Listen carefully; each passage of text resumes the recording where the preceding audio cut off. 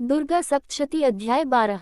मैं 3 नेत्रों वाली दुर्गा देवी का ध्यान करता हूँ। उनके श्रृंगों की प्रभा बिजली के समान है। वे सिंह के कंधे पर बैठी हुई भयंकर प्रतीत होती हैं। हाथों में तलवार और ढाल लिए अनेक कन्याएं उनकी सेवा में खड़ी हैं। वे अपने हाथों में चक्र, गदा, तलवार, ढाल, बाण, धनुष, पाश और तर्जनी मुद्रा धारण किए हुए हैं। उनका स्वरूप अग्नि में है तथा वे माथे पर चंद्रमा का मुकुट धारण करती हैं। देवी बोली, देवताओं, जो एकाग्रचित होकर प्रतिदिन इन स्तुतियों से मेरा स्तवन करेगा, उसकी सारी बाधा निश्चय ही दूर कर दूंगी। जो मधुकैटभ का नाश, महिषासुर का वध तथा शुंभ निशुंभ के संहार के प्रसंग का पाठ करेंगे तथा अष्टमी, चतुर्दशी और नवमी को भी जो एकाग्रचित हो भक्तिपूर्वक मेरे उत्तम महात्म्य का श्रवण करेंगे, उन्हें कोई पाप नहीं छू सकेगा। उन पर पापजनित आपत्तियां भी नहीं आएंगी। उनके घर में कभी दरिद्रता नहीं होगी तथा उनको कभी प्रेमीजनों के विछोह का कष्ट नहीं भोगना पड़ेगा। इतना ही नहीं, उन्हें शत्रु से, लुटेरों से, राजा से, शस्त्र से, अग्नि से तथा जल की राशि से भी कभी भय नहीं होगा। इसलिए सबको एकाग्रचित होकर भक्तिपूर्वक मेरे इस महात्म्य को सदा पढ़ना और सुनना चाहिए। ये परम कल्याणकारक है। मेरा महात्म्य महामारी जनित समस्त उपद्रवों तथा आध्यात्मिक आदि तीनों प्रकार के उत्पातों को शांत करने वाला है। मेरे जिस मंदिर में प्रतिदिन विधिपूर्वक मेरे इस महात्म्य का पाठ किया जाता है, उस स्थान को मैं कभी नहीं छोड़ती। वहाँ सदा ही मेरा सन्निधान बना रहता है। बलिदान, पूजा, होम तथा महोत्सव के अवसरों पर मेरे इस चरित्र का पूरा पूरा पाठ और श्रवण करना चाहिए।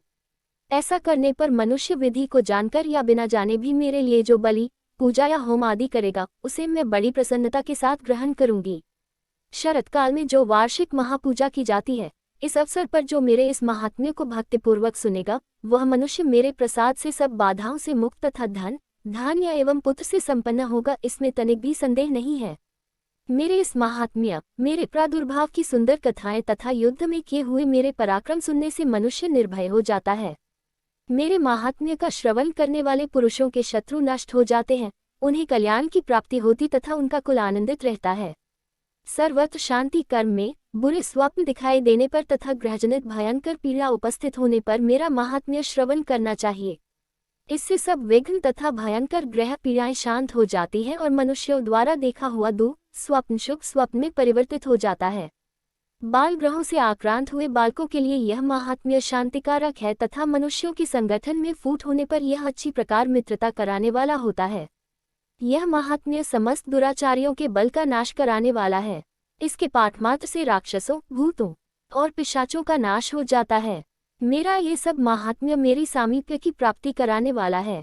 पशु, पुष्प, अर्घ्य, धूप, दीप, गंध आदि उत्तम सामग्रियों द्वारा पूजन करने से, नौ को भोजन कराने से, होम करने से, प्रतिदिन अभिषेक करने से, नाना प्रकार के अन्य भोगों का अर्पण करने से तथा दान देने आदि से 1 वर्ष तक जो मेरी आराधना की जाती है और उससे मुझे जितनी प्रसन्नता होती है, उतनी प्रसन्नता मेरे इस उत्तम चरित्र का एक बार श्रवण करने मात्र से हो जाती है। यह महात्म्य श्रवण करने पर पापों को हर लेता और आरोग्य प्रदान करता है। ब्रह्म मेरे प्रादुर्भाव का कीर्तन समस्त भूतों से रक्षा करता है तथा मेरा युद्ध विषयक चरित्र दुष्ट दैत्यों का संहार करने वाला है। इसके श्रवण करने पर मनुष्यों को शत्रु का भय नहीं रहता।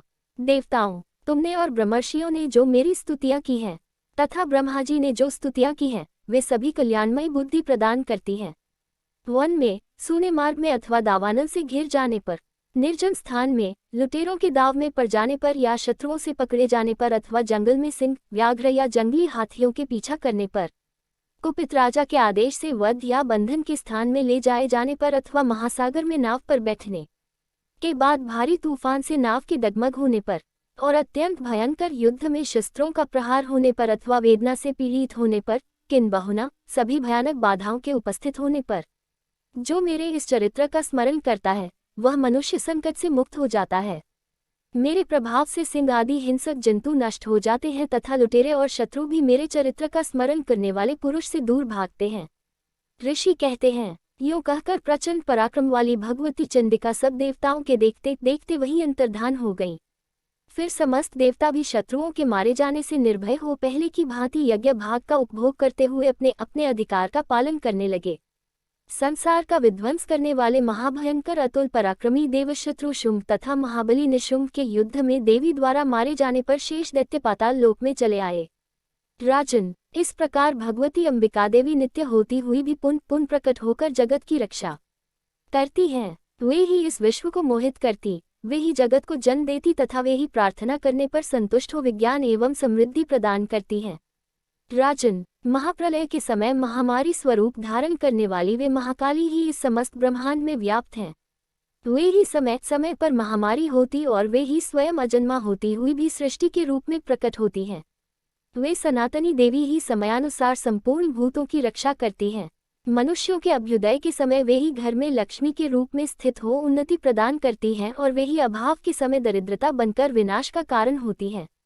पुष्प, धूप और गंध आदि से पूजन करके उनकी स्तुति करने पर वे धन, पुत्र, धार्मिक बुद्धि तथा उत्तम गति प्रदान करती हैं।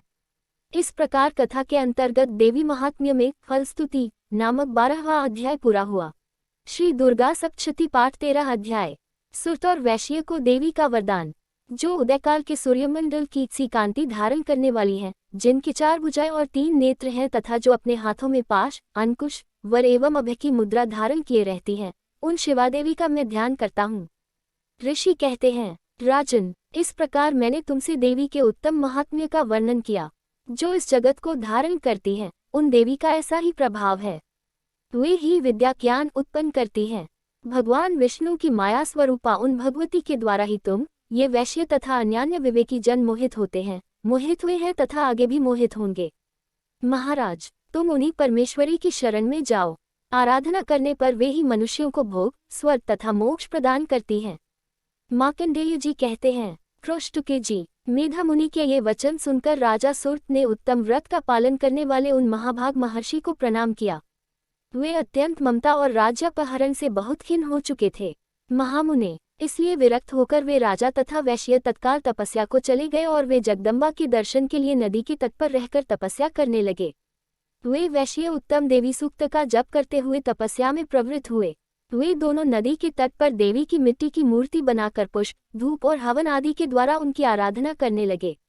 उन्होंने पहले तो आहार को धीरे धीरे कम किया, फिर बिल्कुल निराहार रहकर देवी में ही मन लगाए एकाग्रतापूर्वक उनका चिंतन आरंभ किया। वे दोनों अपने शरीर के रक्त से प्रोक्षित बलि देते हुए लगातार 3 वर्ष तक संयमपूर्वक आराधना करते रहे।